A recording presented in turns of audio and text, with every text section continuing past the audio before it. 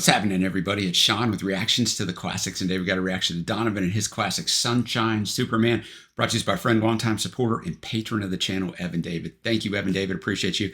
Appreciate all the patrons who make this thing go. If you'd like to support us in any way, check out that Patreon link below or the patron link on the end screen. We couldn't do it without them. If you've never joined us before for an Evan David review, he has extensive write-ups, great backgrounds. You're going to learn something even if you know a lot about this album. So if you want to, and you want to hear the music in the video, because the music won't be in the video, check out that Vimeo link below. Go ahead and click on that, and you can see the whole thing with the music. All right, let's jump into it. These are all Evan David's facts. I don't do any research on his because it's so long. You don't want me to do any research. He's got it all covered.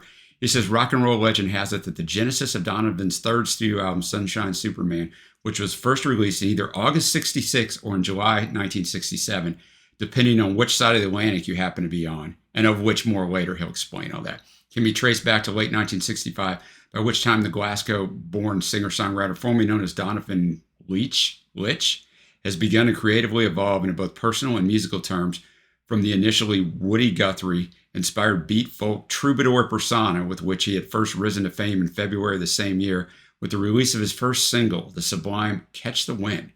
It reached number 4 in the UK, later number 23 in the US, and quickly heralded a run of commercial and artistic success on Donovan's part, which would soon evoke many comparisons to that of another similarly influenced American singer-songwriter of that period, namely a certain Robert Zimmerman, whom RTTC listeners might just have heard of. If you don't know, that's Mr. Bob Dylan. Instead, by the time Donovan began working on the embryonic Sunshine Superman, he had several fateful encounters with other key figures, aside from Dylan, who would do much to shape both his songwriting as well as his wider life and career from then on. The first of which occurred when he met his soon-to-be muse, and indeed the love of his life, future wife, Linda Lawrence, in the green room of the television studio wherein Donovan had been recording an appearance on one of the most significant British music TV shows of the era, namely Ready, Steady, Go. Years later, Linda, who had until recently been in a passionate relationship with guitarist Brian Jones of the Rolling Stones, even giving birth to his illegitimate child, would herself recall her first meeting with Donovan as follows, quote, "When I first met Don, he hadn't made any records yet. I went up to this party, and in the room, there was somebody looking at me, and I looked over, and it was Donovan. And we looked at each other, and there was an instant bond there. I was very serious with my relationship with Brian, and I thought we were going to get married, and we had looked at houses and things. And then Stone's manager, Andrew Oldham, came into the picture and started saying it's not good for publicity, and I was very hurt. But Don came in like a prince, and he was so caring and wonderful. And again, his music was magical. But I was a bit wary of it. I thought the first relationship had broken down because I hadn't found myself yet. Don was getting very possessive, and that's when I went to America. And he asked me to come to England, but I said, no, I think I'm going to stay here for a while. And that's when he wrote Sunshine Superman. And I could hear in the lyrics that he was talking to me, and I thought, well, you know, Evan David says, on the other hand, Donovan himself later recalled how we had an affair all the way through that extraordinary year of 65. She had a child, I realized, from a 2-year affair with Brian Jones, and almost marriage. She wasn't ready, through 65 to marry me. We parted 7 months after our affair. No relationship that began in 65 in popular music lasted or survived the fame. It's probably pretty true, right?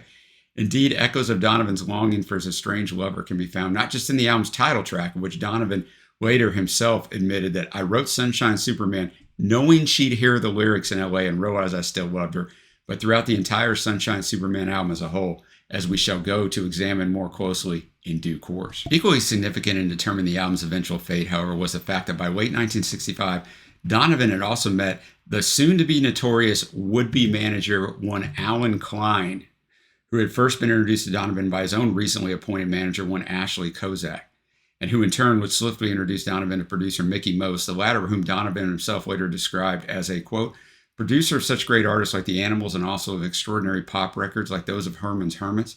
He was a guy like George Martin and Phil Spector who had ears, and he also had a pop sensibility where the first verse and chorus and second verse and chorus could be linked to people changing gears in cars. They could listen to a pop song and have in 3 minutes an experience which would enlighten their lives.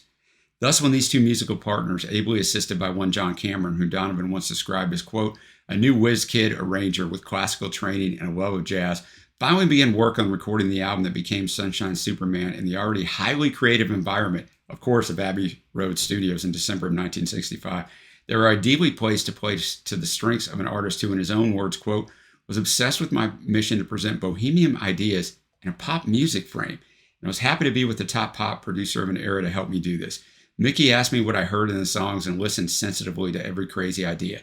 He realized I was hearing sounds which came from many sources: classical, jazz, ethnic, medieval, minstrelly, and he saw the potential for a veritable new fusion of music, a world music sound before this term was thought of. The quality is the quantity of my songwriting was increasingly dramatically after my breakup with Linda Lawrence. I penned a song or two every day. It's insane, right? Although I would not admit it then, she appears in most of them.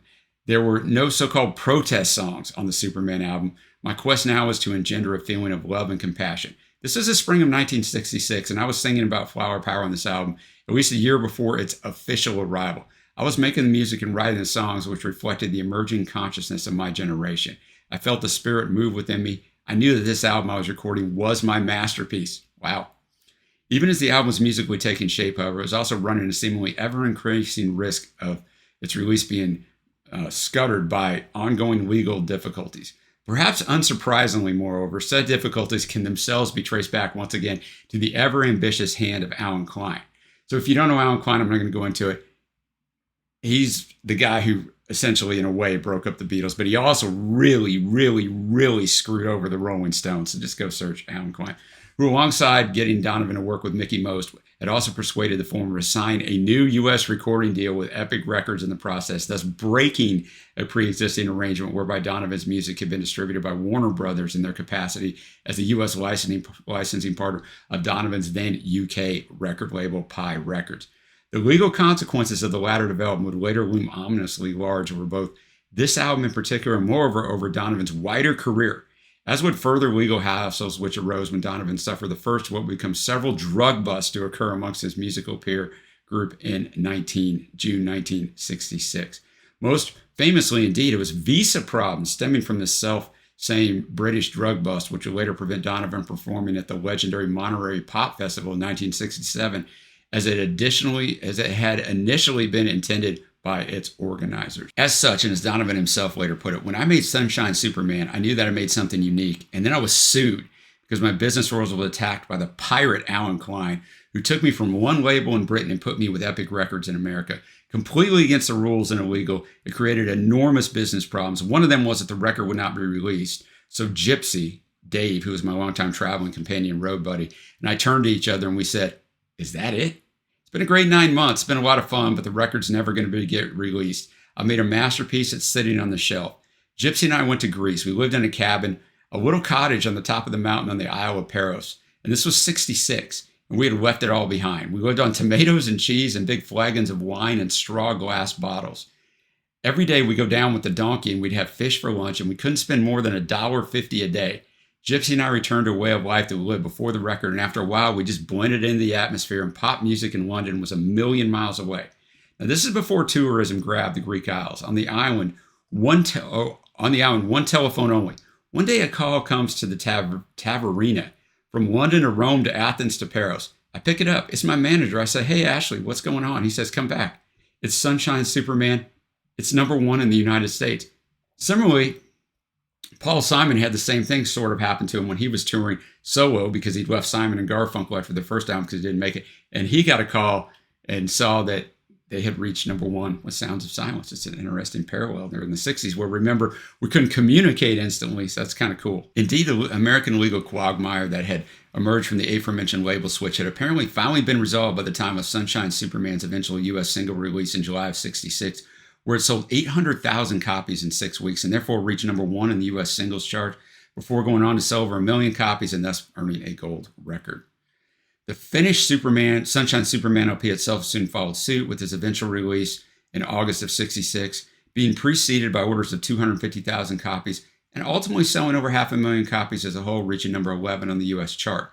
The album's long-awaited UK release, however, was still dogged by its own set of legal issues for a further 9 months until it was released in June of 67, albeit in something of a hybrid form due to Pi Records' decision to replace several tracks from the original album with ones taken from Donovan's fourth studio album, Mellow Yellow, which had also been released in the U.S. during the interim between Sunshine Superman's U.S. and UK releases. As Donovan himself, who apparently did not choose the new UK track listing in question, later explained, this particular hybrid release was intended as a, quote, compromise so the British fans could catch up with the last two albums and eventually reach number 25 in the UK albums charts. Over the next few years, meanwhile, Donovan released many more hit singles and albums on both sides of the Atlantic, although lingering legal shenanigans meant that several of his next few US album releases would be repackaged for UK release in a similarly hybrid manner as that which befell Sunshine Superman. So in other words, the opposite of the Beatles, where the originals were in the UK, repackaged in the US, becoming one of the leading figures of the burgeoning hippie flower power style counterculture of the 60s in the process.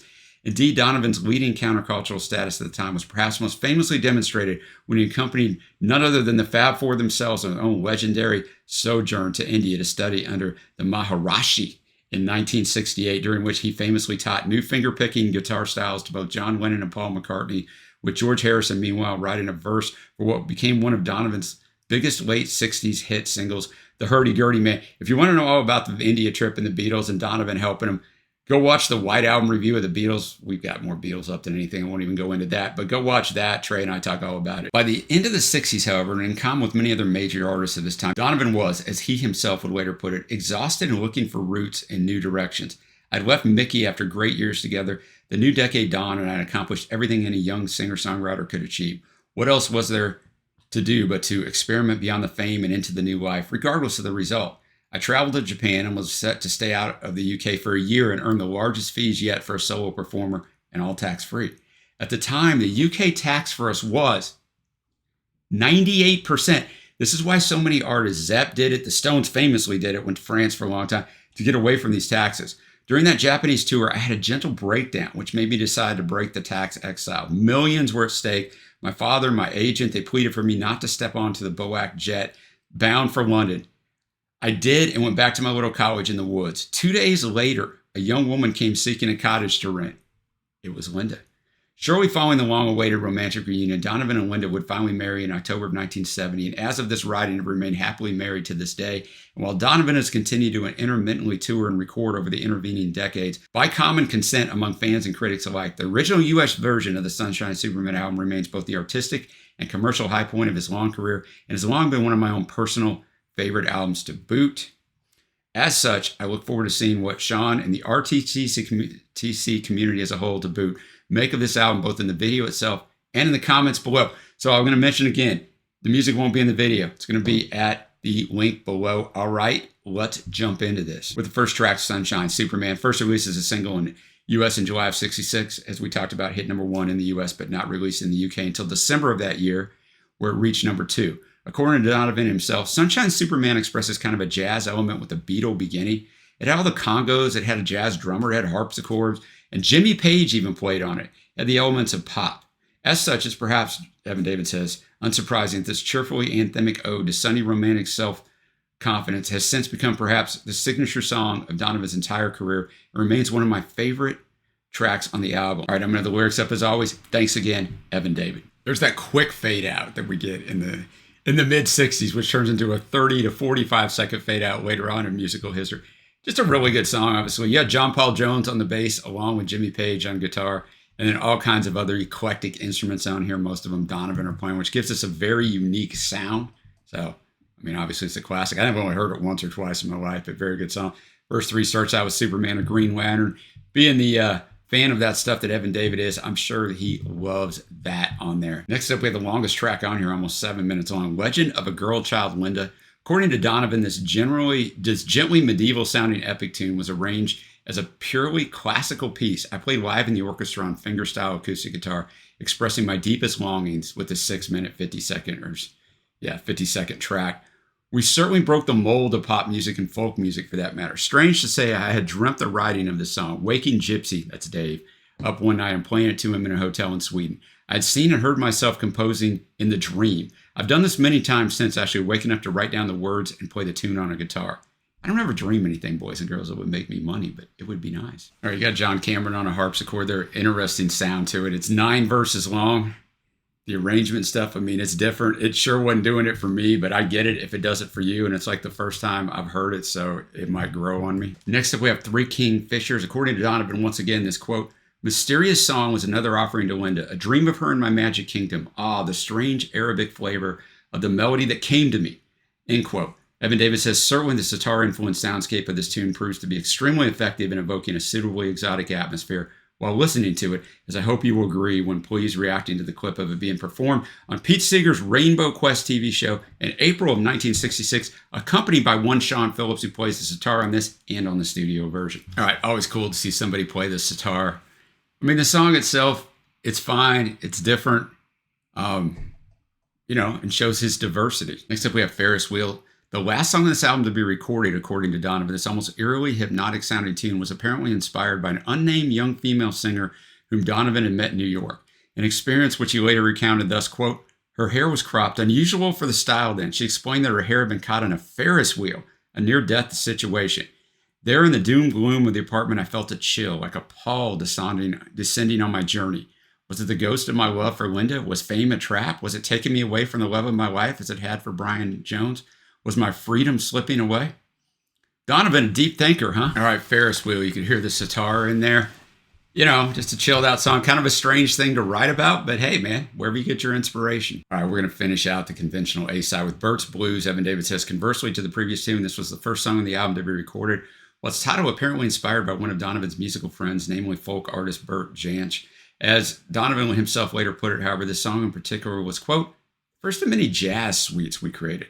There would be parts for classical rock, blues, jazz, and my own acoustic guitars, all woven in and out of the lyrical stories. It's a song for Linda, yet I denied it to myself. All right, well, supposedly I was doing a little reading that Donovan's sort of involved in a love triangle with Bert and his girlfriend at the time. Donovan said, not in the way that you think, but I felt bad. So that's kind of how we get Bert's Blues. Another song that's, eclectic instrumentally and arrangement-wise. Let's kick off side 2 with the most streamed song on the album, Season of the Witch. One of the most sinister sounding and certainly by far the most rock-oriented song on the album, Evan David says. Donovan later recalled the groundbreaking, if not downright odd experience of first recording it in the CBS studios in Los Angeles as follows, quote, when Mickey Most asked the engineers to raise the level of the electric bass guitar on tape for this song, they refused. They were concerned that the 4-track machines could not take such levels. After much wrangling, they were convinced by Mickey, who said, the president of the company gave me $1 million. I'm sure he'll give me more bass, end quote. The bass was duly turned up, and Bobby Ray's great bass line entered rock history. Led Zeppelin often played Season of the Witch, and loads of groups found it a great little jam. And I actually have a reaction to this song, but it wasn't it was in this version. The track was seminal. While the lyrics also proved to be prophetic in the months to come, there certainly were cats looking over their shoulder at me.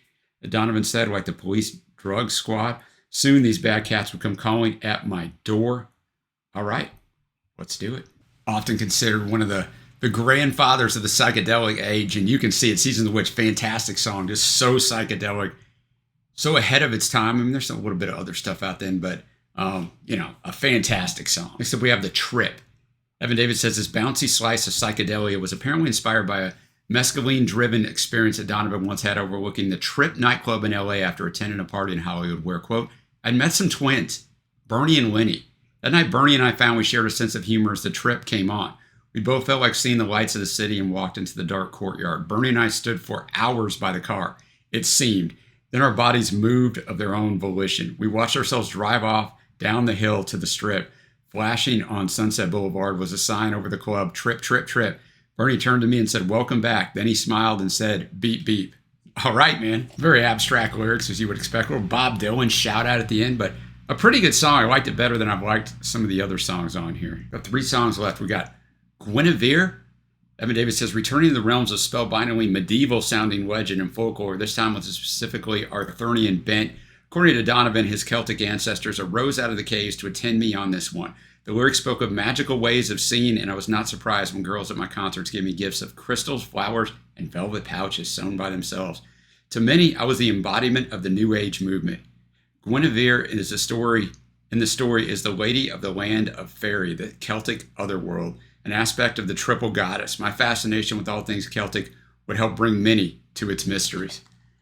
Donovan on a lot of these quotes doesn't seem to be lacking confidence. I don't know, maybe it's just the way it comes off when you read them. All right, Guinevere, I don't really need to break it down because Donovan explained it in the write-up from Evan David before we started. It's done well for what it is. It's not for me, but I mean, it's well done. Next up, we got The Fat Angel. apparently inspired by another of Donovan's musical friends, namely Cass Elliot of the Mamas and Papas, regarding whom Donovan fondly reminisced many years later of, quote, "How you made me this Celtic cutie, welcome with your large heart. It is with fond memories that I recall your dulcet tones, charming us all with your song," end quote. It is thus fitting that this breezily psychedelic tune, which was later covered under the name Translove Airways by the Jefferson Airplane, who are also name-checked in the song itself, is an equally charming musical experience in its own right. All right, The Fat Angel, one of the better songs on here for me. Got to fly, Jefferson Airplane fly, so I could see why they wanted to cover it, right? Their name's in there. I'm sure they did it in a really good way. We're up to the final track, Celeste. Evan David says, by far my own personal favorite song on this album. This truly majestic tune was later described by Donovan as a, quote, classical fusion of sitar, bouzouki, electric violin, celeste, harpsichord, drums, bass, and me on acoustic guitar. My producer, Mickey Most, excelled himself and gave a large orchestral ambiance to Celeste as I sang an aching lyric that said I was disillusioned with everything. The line I intend to come through right through it all with you was on one level about the changes my generation was going through, but on a deeper level, I sang to Linda, of course. All right, Celeste, really enjoyed the arrangement on that. Beautiful song. I see why Evan David likes it so much. I don't have a lot else to say about it, just really well done. Now, before we get to my favorite tracks, we'll get to Evan David's. He says in reverse order, Season of the Witch, Sunshine, Superman, and of course, already gave it away, Celeste. My favorite tracks, honorable mention to The Trip. Favorite tracks are going to be the same as Evan David's. A little different order. I'll do my top three in reverse order. I don't usually do that in honor of the way Evan David did it. I'll go Celeste, Sunshine, Superman, and my favorite is Season of the Witch. Now we get to my overall score on this album. You probably gathered as you watch this that there's certain songs that hit with me and several that didn't, but my job here is not to tell you my subjective review. My job is to be objective. So I'm going to give this a 7.75. It doesn't really hit with me. It's the first time I've listened to it, but I can see how in 1966 this was totally different and why people love it. So 7.75 for me. Thank you to Evan David for bringing this one. Let me know what you think of it down below. What else you like from Donovan. Until next time, guys, I will see you.